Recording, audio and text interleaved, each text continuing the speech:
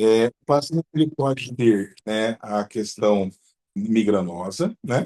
Então ele pode ter essa condição que envolve várias áreas do cérebro, como ela disse aqui agora, que resulta num quadro de enxaqueca, que é muito complexo realmente, porque pode envolver uma dor de cabeça típica, uma cefaleia, mas às vezes nem sempre uma dor de cabeça típica, e estou falando da complexidade. Às vezes ela pode vir mais com uma questão sensorial relacionada a uma fonofobia, fotofobia, questões relacionadas a cheiro, questões que envolvem outros sintomas concomitantes. Então é bem complexo realmente. Isso deixa ela falar sobre esse assunto, que ela manja mais do que isso. E isso pode ser uma migrânia escolar. Como o paciente ele pode ter, pensando na condição central ainda, algumas, eu já falei para vocês já anteriormente, algumas situações que envolvem vias e trajetos vestibulares que já não são de origem periférica, são de origem central, e que eu não sei o que é.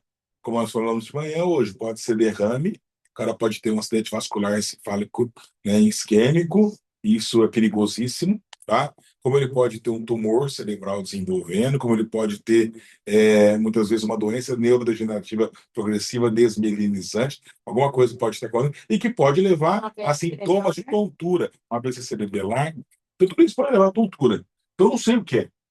E esse cara pode chegar na sua frente e falar assim, eu tenho tontura, estou com vertigem, estou com problema, e você fala, pô, mas como é que eu descubro se é ou não é? Desculpa, como é que eu descubro se é ou não é? Então tem que fazer uma avaliação preliminar nesse paciente para descobrir o que é o que não é. Tem um negócio bem bacana, tá? Vocês vão anotar aí, que eu acho que não está aí, chamado de HINTS. HINTS. O HITS ele envolve a seguinte condição, tá? São três testes. É um conjunto de três testes. O H e o I é o quê? Impulso cefálico, head impulse. Então, você aprendeu a fazer o impulso cefálico. Mais uma vez, para que o impulso cefálico serve? Ele serve para definir se o paciente tem uma fragilidade labiríntica periférica. Se eu faço um movimento rápido da cabeça para os lados e o paciente apresenta uma sacada, ele tem uma falha do reflexo vestibular ocular, que é uma competência periférica labiríntica. Então, o impulso cefálico que nós vimos agora há pouco, antes do almoço, ele é um teste que vai mostrar para a gente, né, a condição periférica. Se ele tem sacadas, eu já fico mais tranquilo, porque é um sintoma que mostra justamente um teste mostrando uma fragilidade labiríntica ou de nervo periférico. Ok. Agora, se esse paciente está com tontura e tem o impulso cefálico ok, o RVO está mantido, opa, não é problema periférico, aparentemente. Como eu confirmo isso? Né? HI de jet impulso. Então, HINTS, N, né, que é pesquisa de nistagmo. Tá? Então, eu tenho que avaliar nistagmo dessa pessoa. Vocês aprenderam já. Como é que a gente avalia nistagmo? Abre seus olhos e olha para frente. Se ele tem um nistagmo espontâneo, que responde, que respeita a lei de Alexander, ou seja, ele é horizontal e rotatório, batendo unidirecionalmente para um dos lados, é o lado sadio, e o lado da fase lenta é o lado acometido. Todo mundo já lembra disso. E eu fico mais tranquilo, porque a lei de Alexander, ela me traz informação de um problema labiríntico ou de nervo periférico, não é central. Agora, as últimas letras que envolvem o acrônimo RINTS é o T e o S, que é o negócio que a gente vai ver agora, chamado de teste de skill. Ela falou alguma coisa sobre o teste de skill agora. Então, o que é o teste de skill? Tá? Ele é um teste que ele mostra um desalinhamento vertical dos olhos, que o paciente contou, eu dei de ontem, Dani, de manhã, uma senhora chegou lá com duas filhas, tá? E ela chegou, inclusive, com uma sonda, tá? Chegou andando. O que aconteceu com a senhora? Por que dessa sonda? Ah, porque eu tive uma AVC cerebelar em janeiro. E aí o doutor Jefferson mandou você aqui, o doutor Otaiano mandou você aqui, porque ele foi paciente meu já também. Então, tem alguns médicos que mandou para mim e eu recebi esse paciente ontem. E eu falei, além de tudo, é de bulbo, né? Ah, tá escrito bulbo lá. Eu falei, por quê? Olha só, só do seu nariz. Então, não foi só de cerebelo, teve, e ela realmente teve problema de deglutição depois e tal. E aí até brinquei, porque eu falei com ele já essa história, e falei assim, pela minha avaliação oculomotora, topograficamente é mais de vermes do que de flóculo, porque já chega numa situação dessa, né? Então, tava bonitinho a parte oculomotora dela. Então, a gente faz alguns testes. E uma coisa que ela me falou ontem foi o seguinte, Paulo, sabe que você pesquisou aqui agora, o que aconteceu no dia, e minhas filhas me falaram, e eu percebi, meus olhos estavam desalinhados. Olha, Eu vou passar para frente que eu volto, tá? Aqui eu vou complicar pra caramba vendo isso aí, né? é só uma provinha do curso, depois vocês podem fazer de oculomotricidade, é muito legal. Isso aqui é um desalinhamento vertical, né? Tá. E esse aqui é o teste de skill. Nós estamos com o conclusor aqui com a nossa amiga lá, que é a gente,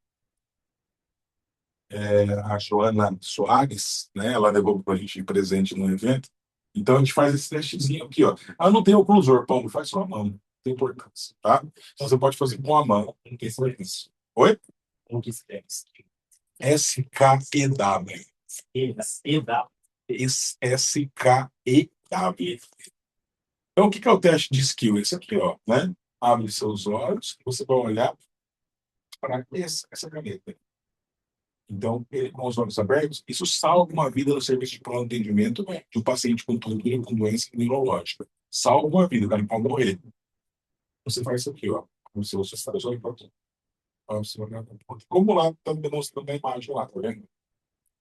Se esse paciente ele mantém um alinhamento dos olhos, isso aí sugere que ele tem uma integridade das vias neurológicas que envolve, né, a oculomotricidade. Se esse paciente que se teste lá no pronto atendimento, ele faz como o paciente ele mostra na figura, né, esse desalinhamento dos olhos, urgentemente manda esse paciente para o serviço de neurologia, porque esse paciente pode, ele está tendo, com certeza, com 100% de certeza, um derrame na sua frente. Você acha que todo mundo que tem tontura, que passa por serviço de pronto atendimento, tem esse cuidado de avaliar esse teste? Quantas pessoas que recebem pronto atendimento com tontura depois de 2, 3 dias morrem ou tem uma sequela definitiva? Serviço de pronto atendimento, Labirintite, que era para procurar alguém que estava com labirintite. né? Vai mostrar que tem uma definitivamente, né? Então, eu vou até agora também tem bastante coisa aqui, né? Mais rápido para não mudar essa mesmo. Tem bastante conteúdo aí. Vamos lá, só para a gente alinhar aqui. Então, o RITS ele salva muitas vidas, tá? Você saber se é periférico ou central para ver esses 3 testes. Vamos falar um pouco nessa linha que a Dani está falando aqui agora, tá? É importante isso. Vocês vão aprender agora topograficamente como que vocês organizam esses testes que a Dani ensinou para a gente agora. Vamos lá. Lembre-se disso. No mesencéfalo moram 2 pares cranianos, tá? No mesencéfalo mora o terceiro e o quarto par. O terceiro e o quarto núcleo, desculpa, o terceiro e o quarto núcleo, tá? Ele mora onde? No mesencéfalo. Se o terceiro e o quarto núcleo moram no mesencéfalo, é bom recordar que nós vimos de oculomotricidade, tá? Se eu faço o movimento dos olhos, presta atenção aqui, Marcão. Eu peço para você olhar para cima, olha aqui. Eu preciso de 2 músculos, lembra disso aí? O reto superior e o oblíquo inferior. Lembra disso? Quem que leva o olho para cima? Quem que é o reto superior? Quem inerva ele? Terceiro núcleo. Tudo bem? Quem que inerva o oblíquo inferior? Também o terceiro núcleo. Tudo bem? O terceiro nervo. Então, toda a competência de levar o olho para cima é de quem? Do mesencéfalo. Porque o núcleo do mesencéfalo está onde? Isso, isso aí, tá bom? O núcleo do terceiro nervo está no mesencéfalo. Então, ele levar o olho para cima não é vestibular. Eu levar o olho para cima com a cabeça parada é uma competência do cérebro. De quem? Do mesencéfalo. E o cerebelo fazendo a mediação disso. Precisão. Coordenação. Se o Marcão olhou para baixo aqui, de quem que tem que fazer aqui? Reto inferior com oblíquo superior. Vou adiantar para não demorar muito. Reto inferior, terceiro núcleo. Oblíquo superior, quarto. Cadê o quarto e terceiro? Tá onde?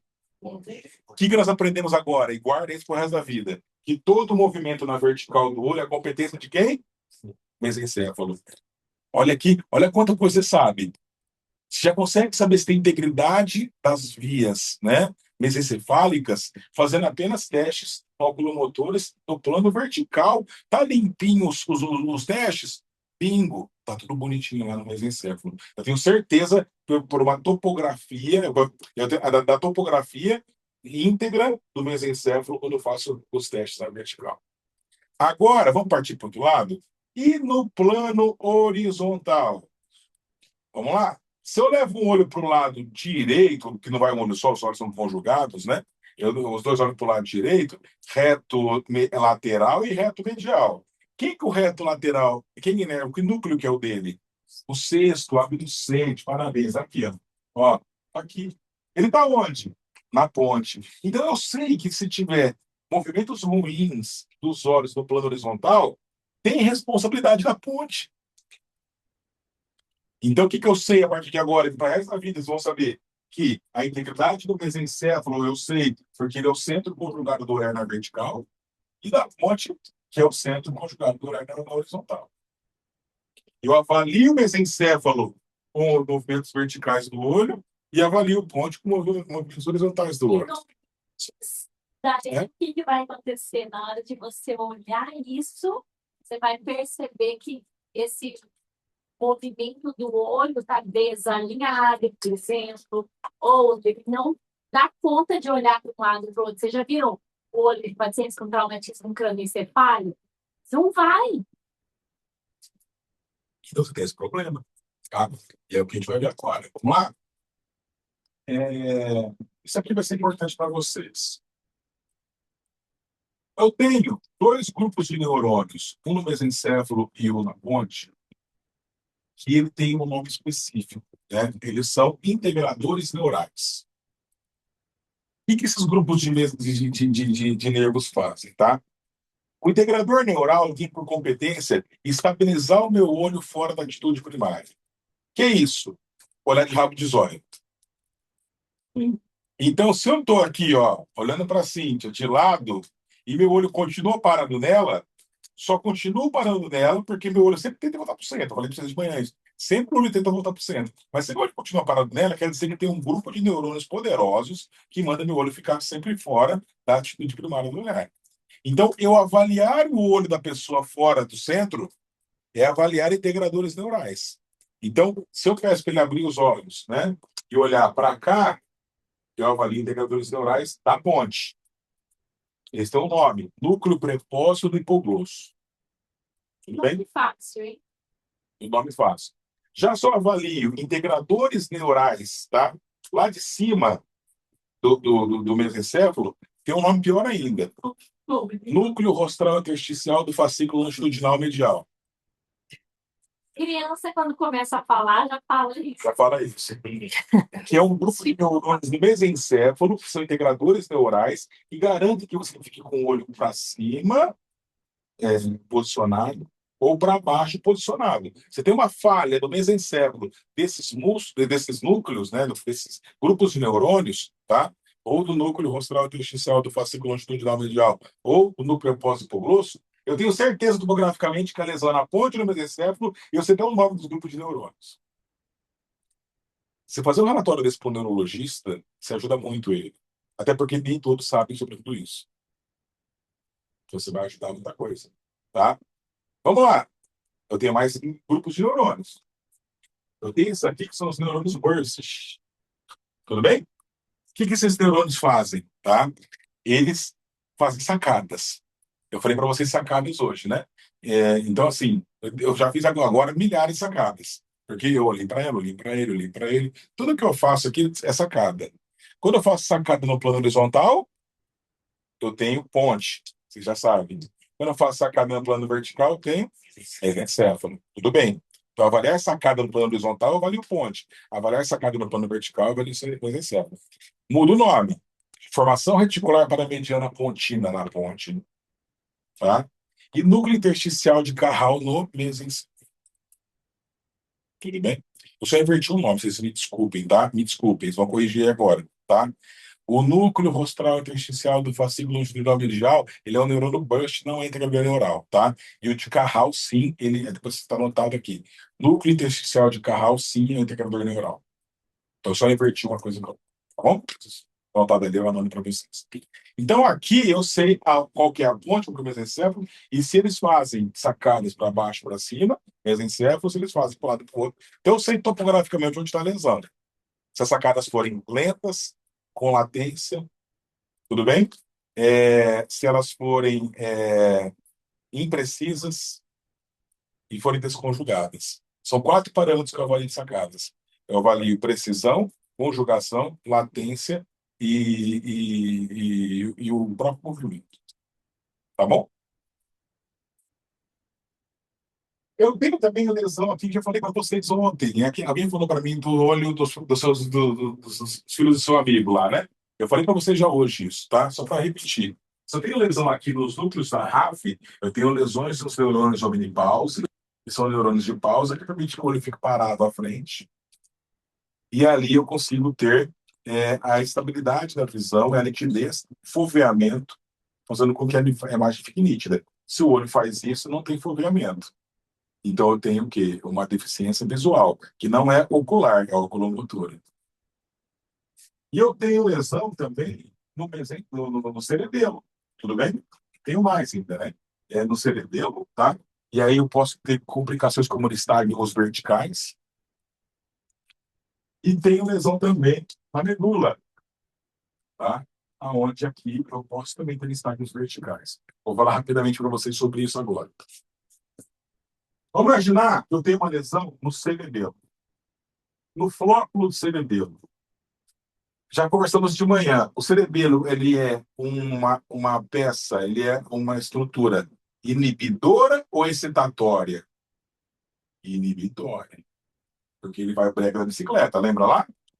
Então, sempre ele vai organizar para a gente isso, tá? A coordenação. Um coordenador de um curso, né? Coordenador de um curso. É um cara que libera, o cara que dá uma ajustada. Ele ajusta.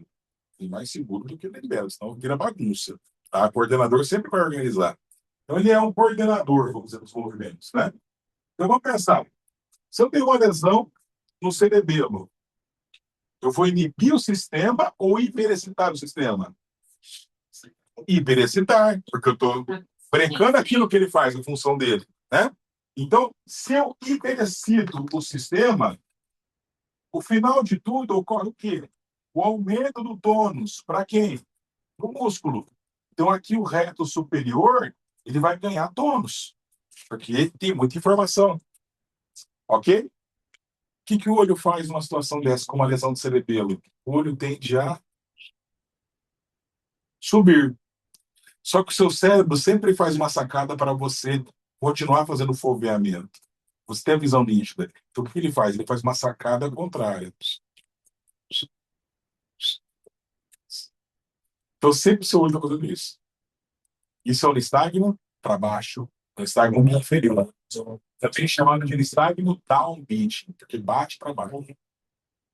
Então, sempre acontece isso. O olho sobe e a sacada é para baixo. O olho sobe e sacada para baixo. O olho sobe e sacada para baixo. Que é isso aqui, ó. Olha esse paciente meu aqui, ó. Olha o olhinho dele, ó. Olha para frente, paciente. Olha o que acontece com ele, ó. Batendo para baixo. Espontaneamente. Eu só pedi para ele abrir os olhos. Espontaneamente ele está aqui, ó, batendo para baixo. Então, quando vocês não encontram quase nada no teste, primeiro, de ficar olhando a posição primária do olhar para um lado, olhar centricamente, a pessoa fala assim, o que eu tenho que ver? Tem que ver nada. Ver nada é bom. Porque Claro. quando a gente vê, ela está indicando que pode ter alguma questão central por trás.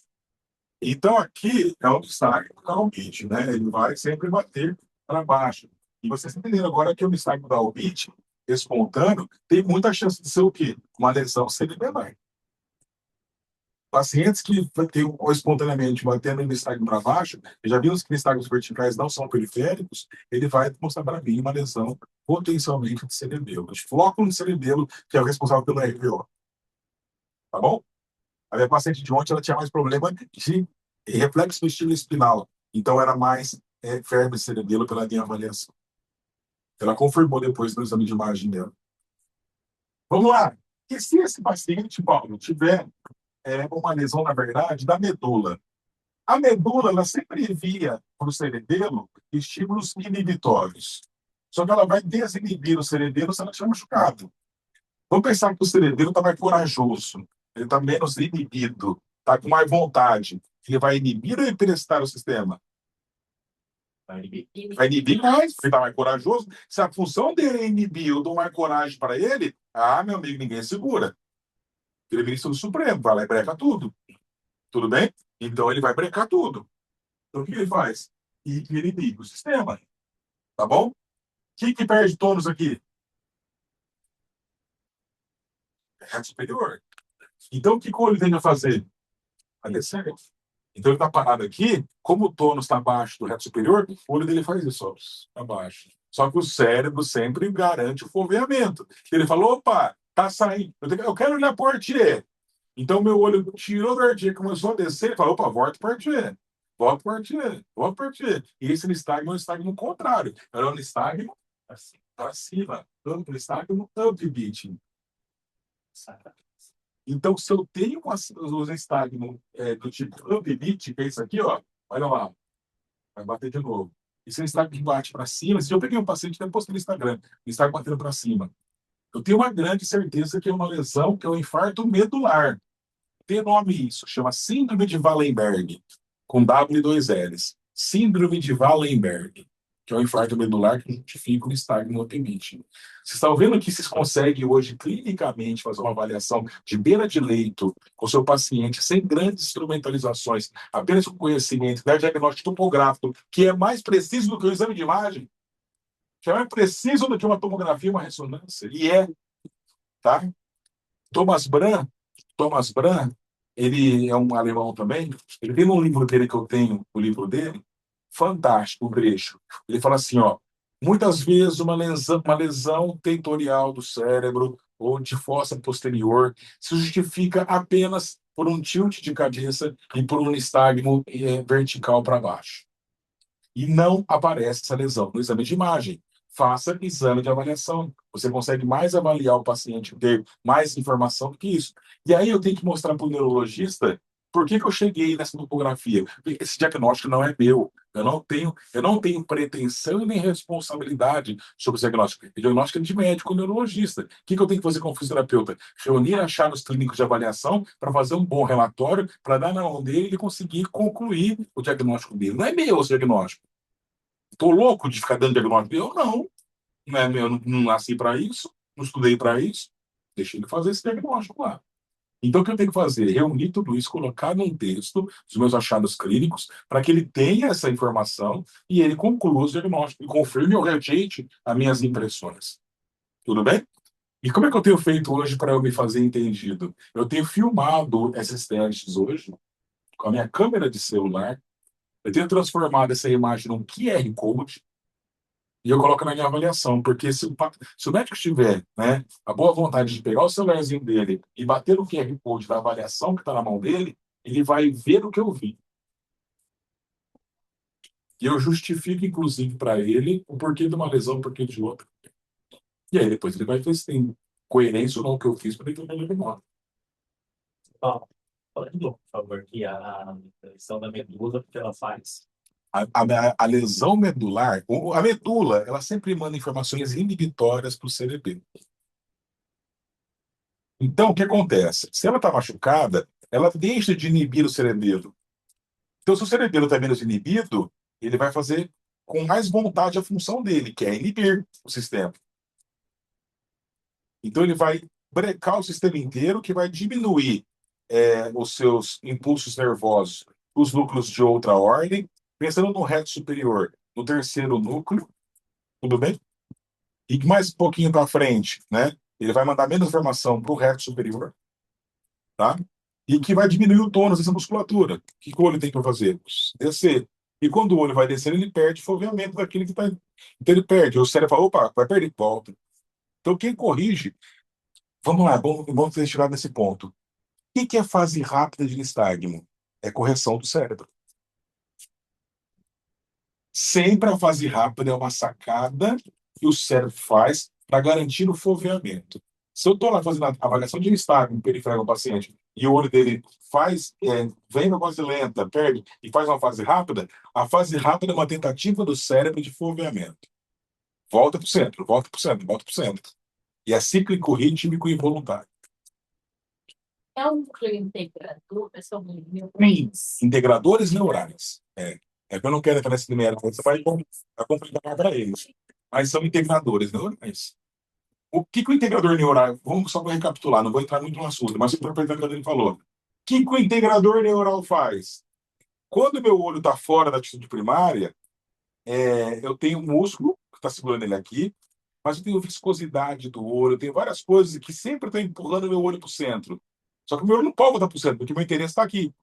Então, o integrador neural, ele faz muito impulso nervoso para manter o olho fora da atitude primária. Sabe o que acontece quando vocês fazem muita avaliação no seu paciente, de oculomotora? Ele sai mais cansado do que uma sessão de crossfit. Você está exagerando, Paulo. Juro por Deus. É mais difícil você ficar 2 minutos olhando para o lado do que você fazer 40 minutos de crossfit. Porque é uma gama de impulso nervoso que o cérebro faz para se esforçar e tirar o seu olho da atitude primária, que você sai de lá cansado, com dor de cabeça, com sono, com enxaqueca, tudo ferrado, querendo dormir, com olho vermelho, saco cheio, mau humor. Você sai cansado, sai arrebentado. De tanto impulso nervoso que o seu cérebro faz para tirar seu olho do centro. Porque a todo momento, você vira a cara, eu estou olhando para ela aqui, eu não fico a noite, o dia inteiro olhando para ela. Eu mais faço o quê? Mais confortável o quê? Eu viro a cabeça para ela. E meu olho está reto olhando para ela. Eu gasto menos energias. Então, o que é o integrador neural? Ele é isso, né? Ele está sempre mantendo o olho para fora. Agora, quando ele perde a sua eficiência, né? Aí vem onde está. Eu não vou ficar entrando nesse detalhe, porque isso é para o nosso curso de oculomotricidade. A Thay sabe muito disso também, de falar junto. Mas aqui é mais para a parte vestibular. Tudo bem, Artigo? Deu certo aí? Eu vou passar rapidamente aqui, tá? Isso aqui é um fluxo interocular.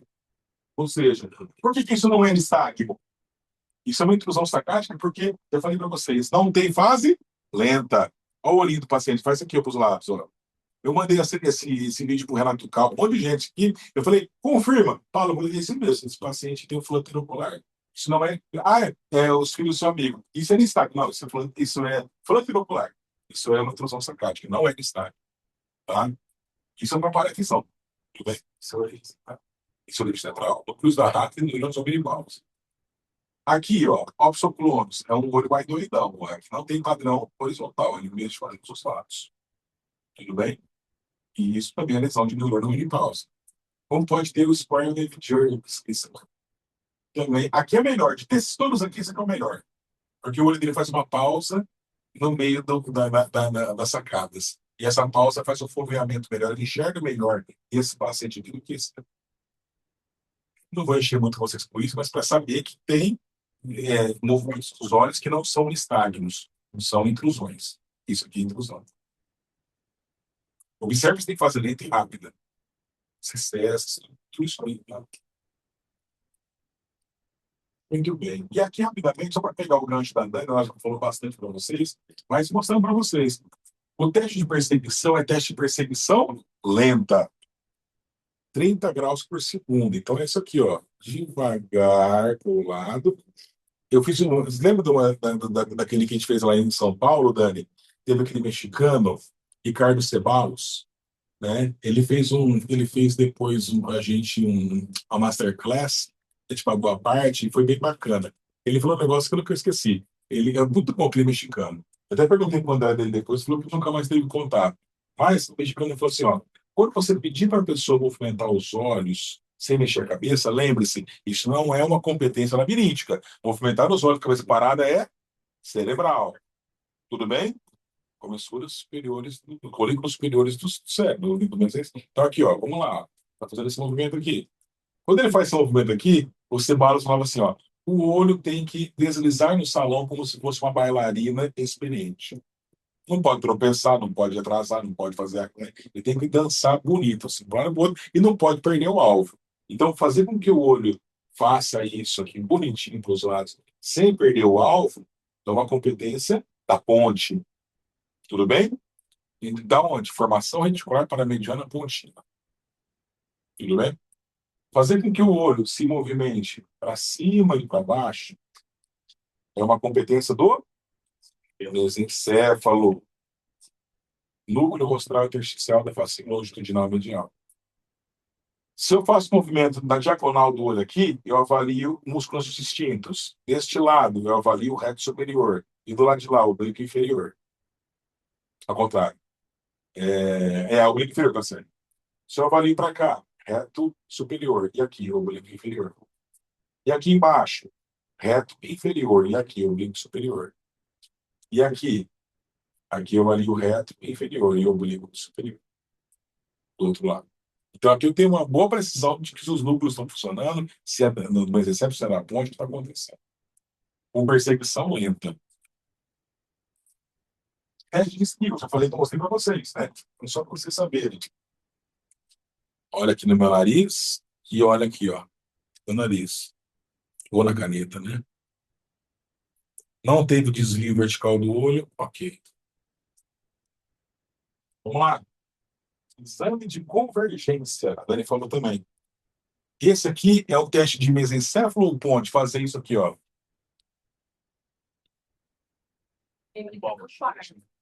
Pegadinha do malandro. Não é da ponte. Sabe por quê? Quem está na ponte? Sexto paracraniano. Ele inerva quem? Reto lateral. O que eu estou exigindo aqui? Reto medial. O reto medial está onde? Terceiro paracraniano. Está onde? Onde está o terceiro paracraniano? Mesencéfalo. Então, embora seja no plano horizontal, pegadinha do malandro. Você está avaliando mesencéfalo. Pronunciar, né? O quarto. Isso. Não, não. Aqui não. Aqui você avalia reto medial, terceiro. Mais para baixo.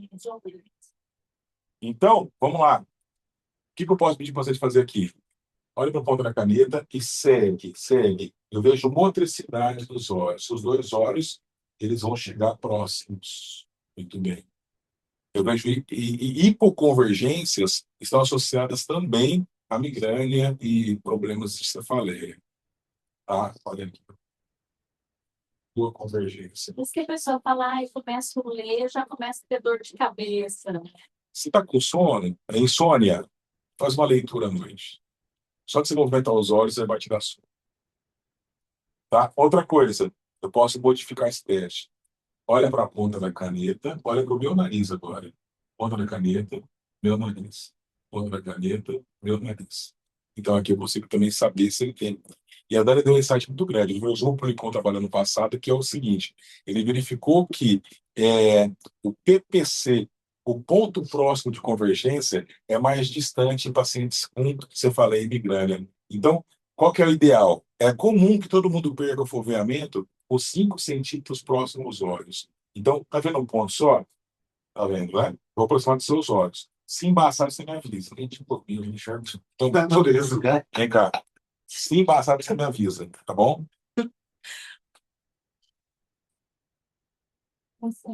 Tá ótimo. Embaçou perto de 5 centímetros no olho dela. É o esperado. Agora, o que o paciente migranoso faz, né? Quem tem dor de cabeça aqui?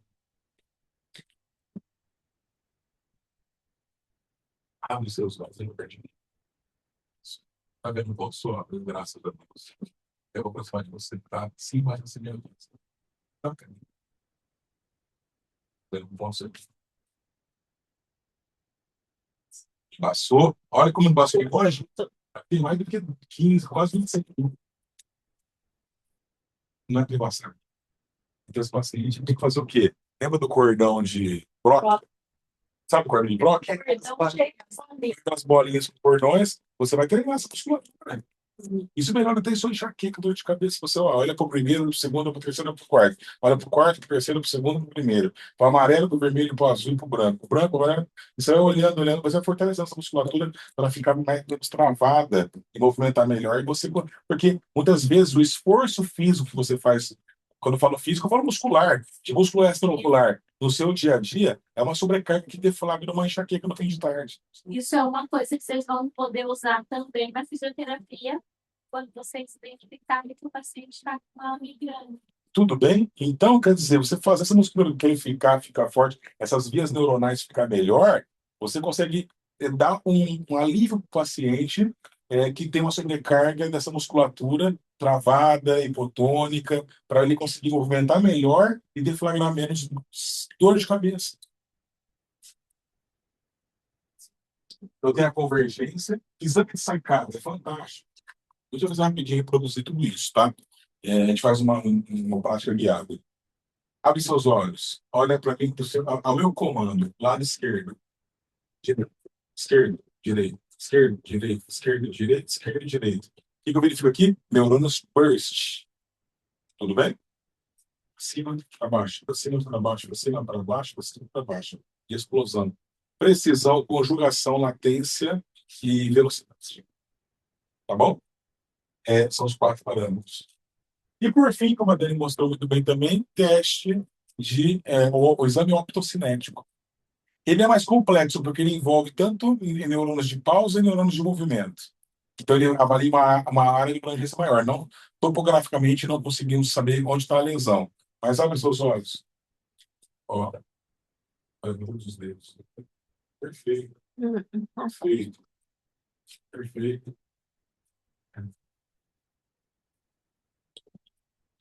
Então aqui, padrões.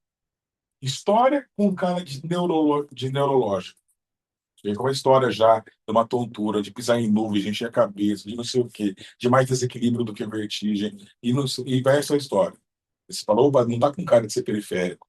Você tem que necessariamente eleger os testes oculomotores para saber se esse paciente tem problema central ou não. Um padrão que esse paciente tiver horizontal, vamos pensar na ponte ou no cerebelo. Um padrão vertical, mesencéfalo ou cerebelo. E ainda, estágnos espontâneos verticais não prestam, bidirecionais não prestam. Aí você vai reunir todos esses achados para você fazer um relatório na hora, neurologista. E vai participar de coisas de habituação, de outros exercícios com os pacientes. Né? Que tipo de exercício eles fazem? Só para vocês saberem. Ó. Aqui eu dei mostrou agora. Ó. Ensinou direitinho para vocês. Ó. Esse aqui é o paciente que faz o.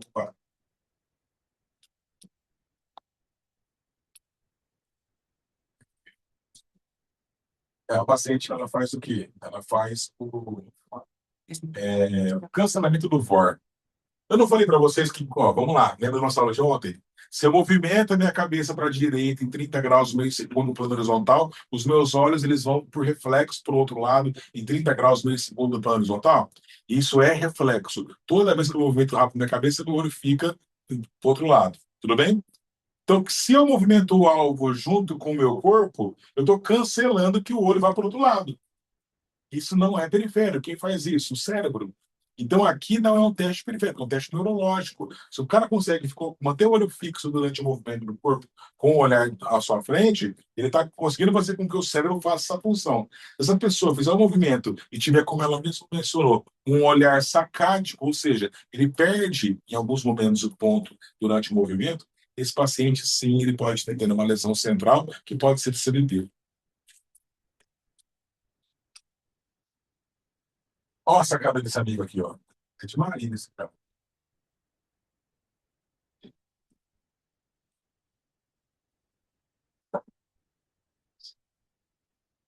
Alguém arrisca a topografia dessa lesão?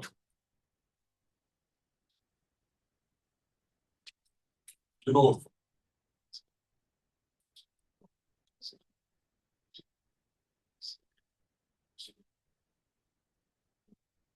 Onde que tá? Olha rápido. Aí de novo.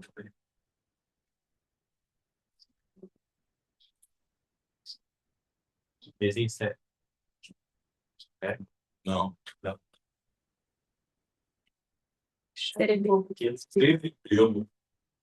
Por que cerebelo, Paulo? Porque ele só tá solto, né? Movimentos atáxicos dos olhos descoordenados. Eu estou fazendo com ele o que eu fiz com o Marco, ó. Para cá, para cá, para cá, para cá. Sabe o que ele faz? Ele faz um movimento sacádico de hiper, né, convergência, né? Ou seja, ele passa do alvo que eu pedi para ele, o cerebelo não conseguiu dar precisão, não deu coordenação, e ele corrige para dentro. Ele faz o movimento destrambelhado para fora e volta para dentro. Vai para fora e volta para e assim por diante. Tudo bagunçado. Ele bate por vários lados. Do multidimensional. Por vários lados.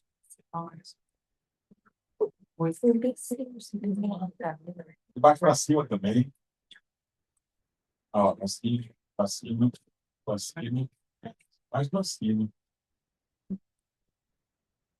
Tá bom? E movimentos exagerados. Já dá um golpezinho de um nos caras aí. Musculando um golpezinho de um usado. Certo? Tudo bem? E aí, Dani, você vai para complementar esse assunto mais alguma coisa? Fazer as práticas desses, né? Só para terminar, então, aqui, ó. Esse paciente central trabalha muito com a habituação. O que é a habituação? Só para você saber, é tratamento disso. Eu tenho aqui a lesão, né? A barreira de tontura, tá? Então, esse paciente tem que vencer a barreira de tontura para ele ter uma barreira mais normal. O que é a habituação? Mais uma vez, a habituação é uma exposição àquilo que causa desagrado em doses menores para que ocorra transformações musculoesqueléticas, físicas, neuronais, e esse paciente ele fique menos hiperreativo a um quadro ruim, a um quadro sintomático. Então, uma vez eu fui dar uma aula, Dani, o aluno falou assim: ah, professor, entendi. É calejar o paciente? Eu falei, Depende. é isso. Eu falei, é calejar o cara. Por quê? Quem é o calejar a pessoa, né? Eu falei, tô calejado já, quer dizer, já apanhei tanto já que nem sinto mais. É isso. É exatamente isso. Tá? Então, eu tenho uma tontura de abaixar minha cabeça em direção ao amarrar o tênis do lado direito. Vamos fazer movimentos de simulação desse movimento que te causa tontura, porque quanto mais movimento você fizer, mais transformações neuronais vão acontecer, e comportamentais, inclusive, que vai chegar uma hora que esse movimento já não é tão grande quanto aquilo. Tá bom? E a vida nossa é essa. A gente tem vários tipos de pacientes com reações diferentes ao mesmo problema. Eu dou aula para medicina lá e falo com os alunos assim, ó, dor não é um sintoma igual para todo mundo. Se eu garantir que todos vocês tenham a mesma dor, a garantir que todo mundo está exposto ao mesmo limiar, a mesma questão de dor, eu tenho certeza que mesmo sendo igual para todo mundo, serão respostas diferentes. Cada um lida diferente com o seu sintoma. Tontura é a mesma coisa.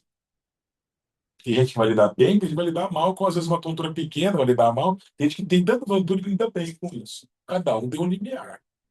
E né, a gente tem que alcançar de mudar esse limiar para que a pessoa fique mais forte quanto a isso. Às vezes não vai ficar 100% nunca, mas tem que lidar com isso.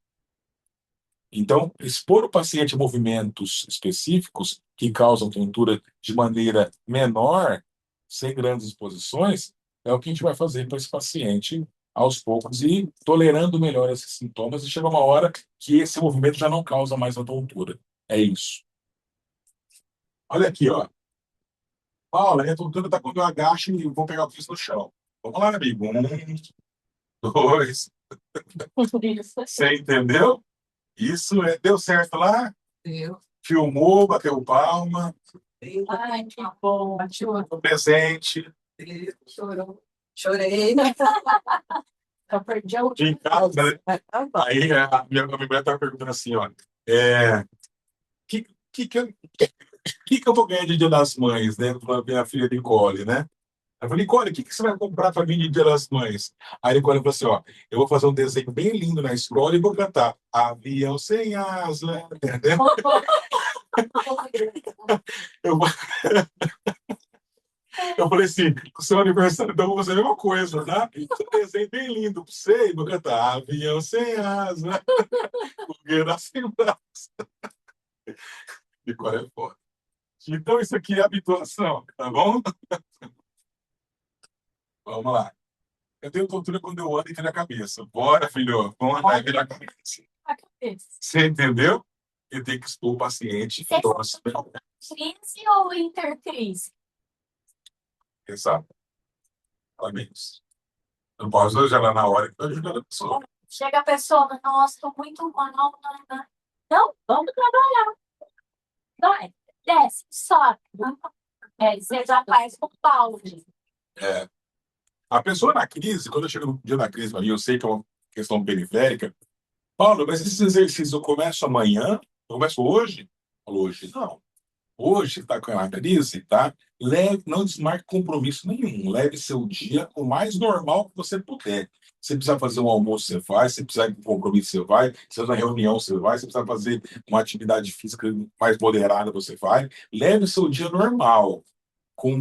Não como se fosse normal, mas não desmarque compromisso. Tenta levar um dia mais normal. Amanhã você começa. Entendeu? Porque ela está no processo já de, né, compensação, se ela levar movimentos mais sutis daquele dia. Tem uma sessão. Depende. Eu marco pacientes assim. Os meus horários são assim, ó. Pacientes novos, eu estou marcando 40 minutos. Pacientes de retorno, 20 minutos. Então, a minha agenda está quebrada de 20 em 20 minutos. E a minha secretária está orientada assim: se for novo, você não marca o próximo horário. Eu quero 40 minutos com ele. Porque tem que fazer avaliação. Isso, tem que conhecer o paciente, fazer avaliação. Às vezes dura mais 40 minutos. Às vezes eu pego um quadro bem típico de uma VPPP que dura 20 minutos. Depende da pessoa, depende do que vai aparecer. Tem paciente que nem ontem que eu falei para vocês que eu peguei uma síndrome de Down de 36 anos de idade. Ó, essa paciente ocupou uma hora e meia. Acabou com o meu horário da manhã.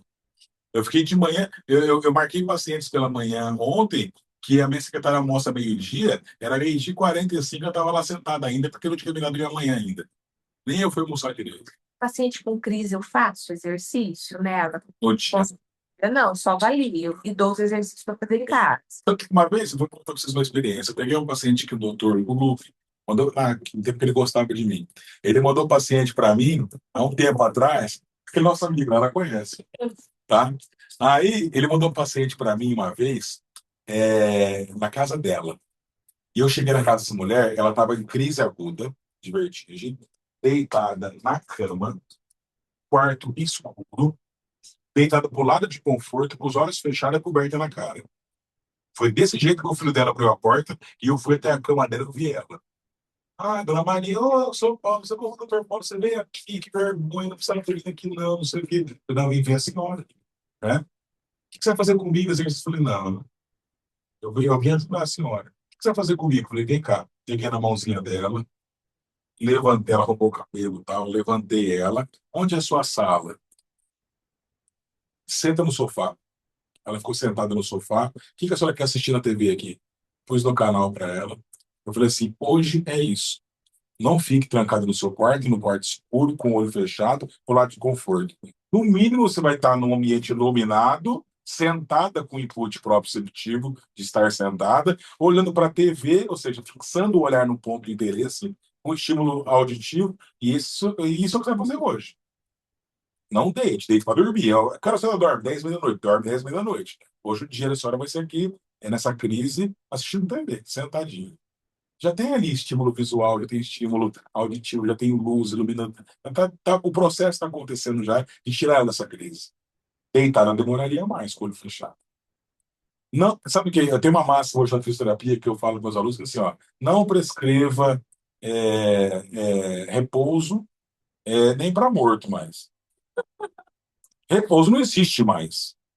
Não prescreva repouso para ninguém. É atraso da fisioterapia. Fisioterapia na década de 70, 80, isso. Prescrever o repouso de um dia, 2 dias, isso é coisa velha. Hoje você consegue fazer várias situações adequadas à condição para a pessoa já se movimentar. E sabemos hoje que movimento que trata tudo. Paulo, mas aí a pessoa pega, paga consulta para você, se avalia e passa o exercício para a pessoa fazer em casa. Isso. Ela está imaginando que ela vai chegar lá, você vai fazer alguma coisa para aliviar a crise dela. Mas eu falo para ela, depende da condição dela. Nem toda crise é imediata. Aí eu explico. Eu explico para ela, tem que falar assim, a sua condição é neurite, a senhora vai ficar melhor a cada dia, a senhora tem um exercício agora que é como se fosse um remédio controlado, a senhora tem que participar desse exercício 12 minutos por dia. A minha expectativa é que em 3 dias vai ser difícil, mas que depois disso vai melhorando. Eu quero... Só se ela se sentir melhor também. Ou- E na outra sessão ela volta. E aí eu não consigo marcar semanalmente pela minha agenda. O ideal é que vocês marquem. Eu marco cada 15 dias. ela já volta no 15º dia muito melhor. Só que eu não dou alta ainda não, eu falo, volta daqui mais 15 dias. Aí ela volta e geralmente eu dou alta pra essa pessoa, ou se precisar de mais tempo, a gente vai cuidando dela, né? Nós trabalhamos nesse modelo de consulta e retorno, tá bom? E aí eu vou marcando dessa maneira. Então eu sempre marco esses pacientes de hipofunção a cada 15 dias, tá? Que tá fazendo exercício em casa, dou meu celular na mão dele. E o paciente de VPPP que merece manobra, eu marco na mesma semana, se eu conseguir, eu marco na mesma semana para vê-lo novamente. Ou na semana seguinte. Que ele já volta e eu já vejo se ele tá de alta ou se precisa fazer nova manobra. Aí quando volta, eu faço os exercícios que eu pedi. Não tem exercício para paciente com VPPP. Não, o outro. Isso, Tava falando. Porque eu passei os exercícios. eu vou no exercício. E Ou tem não, se ele tiver ainda travado no primeiro, eu mantenho o primeiro, ou mudo alguma coisa para ficar mais fácil para ele. Ou eu vou ver que ele tá, em que momento que ele tá. Para ver se eu tiro o pé ou se eu acelero. Essa manobra que você diz, tem uma quantidade de vezes que você pode fazer. Vamos falar sobre isso agora. Agora é. E aí, Dani, agora? Vai lá. Agora vamos fazer a prática. Vamos, só vou voltar aqui, ó, Paulo. Vou deixar aqui esse quadro. Isso aí, ó. Não sei o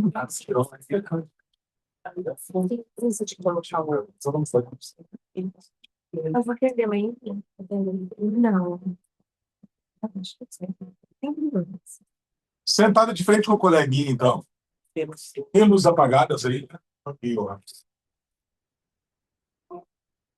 Não, certeza que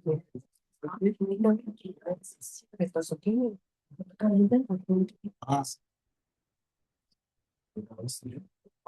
De frente com o coleguinha, vamos lá. Vamos fazer rapidinho para a gente continuar aí adiantando.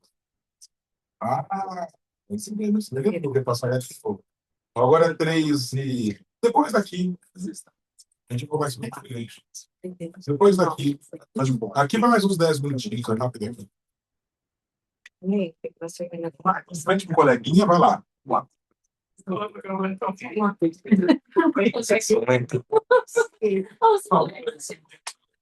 Vai trabalhar nesse colégio.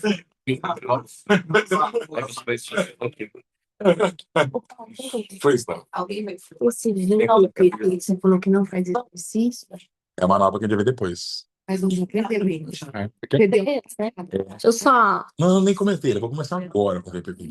Vamos. Depois do pó.